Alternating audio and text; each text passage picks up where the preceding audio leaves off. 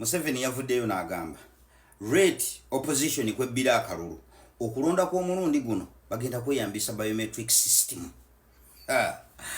Ono agenda kumpoomesereza omukunamya. We are not going to vote, we are going to vote only with biometric. Ku mulundi guno tugenda kulonda na kinkumu. Anybody without a kinkumu will not vote. Omuntu yenna ng'ekinkumu kye tekirimu talina kinkumu tajja kulonda. There will be no manual voting. Tewajja kubaawo kuba kalulu. The voting will be manual. You osura maka akalulu but bamaze okukakasa nti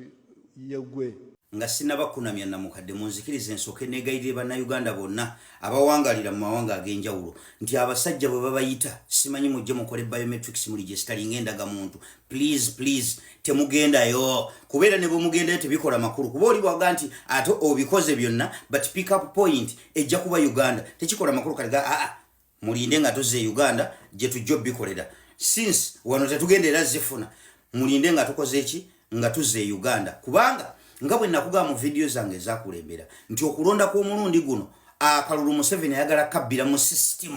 goloza it's a coincidence okubeera nti bannayuganda abali ebweru babaga mujje mukole biometrics at the same time akugamba nti okulonda kugenda kuba kwa biometrics nga biometric system eno bagireese okugezaako oku eradicatinga oba okukendeeza omuwendo gw'abannayuganda abagenda okulonda. Hence fighting so hard okufuba okulaba nga baweza omuwendo gw'abannayuganda abali ebweru w'eggwanga babayite bakole biometrics kyovula baba bali mu mawanga ag'enjawulo kati babo bali Australia simanyi Germany bakunga abantu bakole ki bajje bakole biometrics bayina okufuba okulaba nga bakola kyo n'ekisoboka nga baweza omuwendo gw'abannayuganda abali ebweru w'eggwanga kuba bamanyi nti abeeyo batono nnyo abakomawo okulonda gubiitinge oguli abali e Uganda kati abali e Uganda gwo bafuba okulaba nga balwana okuba nga bagukendeeza guno gwe baba bafunye oguli ebweru gusobole okubiitinga guli kyova besaawa eno bw'otunuulira statement ya Museveni eyo statement bw'ogitunulira n'ogyanalyzinga emaze okunaabuula endagamuntu nti endagamuntu yokka bwe tubanga luli gye tubadde tutambuza nti funa endagamuntu ojja kulonda kati ne bw'obeera n'endagamuntu tekikufuula nti ogenda kulonda. Ate mu lutalo lw'okukendeeza abalonzi mulimu abalonzi essaawa eno nga tebayina ndagamuntu kitegeeza kati oyina okuba n'ebintu bibiri biometric verification ng'ogiyiseeko n'endagamuntu ng'ogiyina kati bakendeezeza omuwendo gw'abannayuganda oguyina endagamuntu bakulaga nti waliwo be bataziwadde endagamuntu nga bagenda kutuusa eddeeti y'okulonda nga tebalina ndagamuntu kitegeeza enamba bagikendeezezza kati bwe baleeta biometric system era bakendeeza n'omuwendo gw'abo abalina endagamuntu nti waddoze n'endagamuntu togenda kulonda olw'ensonga nti be bayina obuyinza ku data entry bino ebinkumi byonna gye twabiteeka be balina obuyinza ku data entry kubanga kaneeno akuuma okurespondinga ku kinkumu kyo balina okubanga data bamuteekamu nga bafiidingamu datawo kati omuntu ogenda kujja okalakala n'endagamuntu mboze kulonda olw'ensonga nti be basalawo kwani gwe balina okuyingizaamu babeere nga abantu babakola kasavu kanyama nga gwe tebakuteekamu mu system oteekemu nga tekirespondinga ono olugalo onaazo olugalo nga lugaana kati otunuulira ate gwe wazze naye nga ye alonze nga nekinkumu kyange nze kiyingidde kati omuntu abeere mu kusoberwa alowooze nti ensobi yiye si nsobi y'abali kubanga bakulaga nti biometric system bagireese but before elections tebalina we bakuleetedde we bakulaga nti genda okebere ekinkumu kyoba gyekiri abantu bagenda kubeera surprised on the election date atuuka okuteekamu ekinkumu nga kamyudde tekigira nga tekikola surprise mugenda gifunayo kati nga bwe baga nti mujje mukebere enkalala z'abalonzi waliwo we bagenda okuteerawo nti mujje mu verifying ebinkumu byammwe mukakase nti mu system ebiri tekiriiwo kitegeeza surprise ogenda gifuna ku lunaku luli otunuulira munno gwe wazze naye nga kiyiseewo bakugamba dawalira yini nene endagamuntu akulaze nti amazo ginaabulayo kateronda nga ne bw'onaatuuka wali ogaye nti bannaye ndi mulonzi waawa endagamuntu yange yiino nondera kawempe bwayise to parish nabukalu zone polling station bagaye nti nedda kyova olaba nakugambye nti to underestimate nga statement ya Museveni gyakoze naga nti ekinkumu atakiyiseeko tojja kulonda kitegeeza abana baba executing emirimu gino bajja kugamba nti this is a presidential directive Museveni yagamba nti akuuma nga tekalaze nti ddala olonda tojja kulonda endagamuntu yokaleka aloddeyo nayo ng'oli eyo statement gye yeesembesa okuexecuting emirimu nti onootusonyiwa wadde endagamuntu ogirese naye twagambibwa nti omuntu era nga waliwo wali eri ayimiridde ekinkumu bwe kiba tekiyise amazima ga Katonda mu ggulu nga togenda kugenda wali eri ku manual voting nga webali awo bayimiridde ekinkumu tekiyise dda wabbali bwe batyo we bareducing enamba y'abalonzi abali e Uganda bafuba okulaba nga bano be bakolako biometrics abali ebweru w'eggwanga babiitinga enamba y'abano olaba bwe bafighting enamba y'omuwendo gw'abalonzi through okuba mmendaga muntu through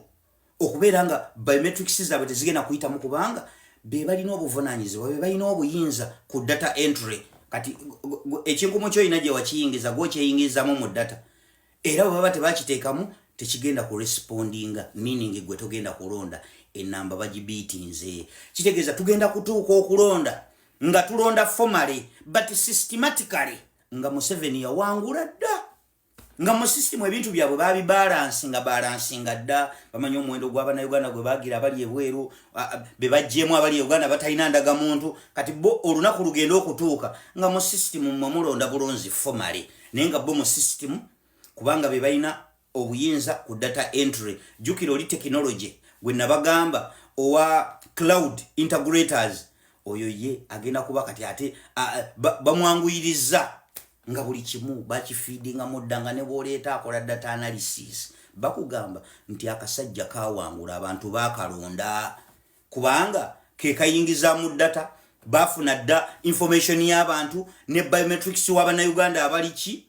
abali ebweru w'eggwanga nga data mutuufu ddala abantu those people exist abo bannayuganda beexistinga it is not fake identification kubanga olidde abantu bakola biometrics kitegeeza these people exist kati nga mu system kiraga nti omusajja yakola yawangula kubanga luli webatabaddeewo ebyo ng'omuntu bwoga nti batubbye akalulu kitegeeza mulina gye mugenda okwekubira enduulu nga bwe bibaddewo emabega nti mu kooti kati nga ne bwemuba muga nti mulina gye mugenda okwekubira enduulu kyenkakasa obulungi ebitagenda kubeerawo nga luli bwebibadde nti bwe beekubira enduulu nga bo balina we bakonfamingira nti bannaye twakola ki bwe bagenda okukola data analysis nga ddala omusajja mu system eraga nti abantu bamulonda bamuwa akalulu tegeerekese bulungi nnyo tutegedde rolo ya ka biometric system kukendeeza muwendo gw'abaki gw'abalonzi ate bannange buli lwolina anaawunya enagisi olina okugiwunya olw'ensonga nti Museveni mubbi kati era yeetooloddwa ababbi kati waliwo ali mu buuma obwo nga ye yali mu ddiiru y'okuleeta obuuma g'omanyi obuuma obwo buli polling station nga bataddewo bu biometric scan machines obwo nga babutadde polling station mu ggwanga lyonna kati waliwo omubbi ali mu ddiiru eyo nga bo balaba badde babeerawo mu ddiiru simanyi baleese bu speed governor buli luddawo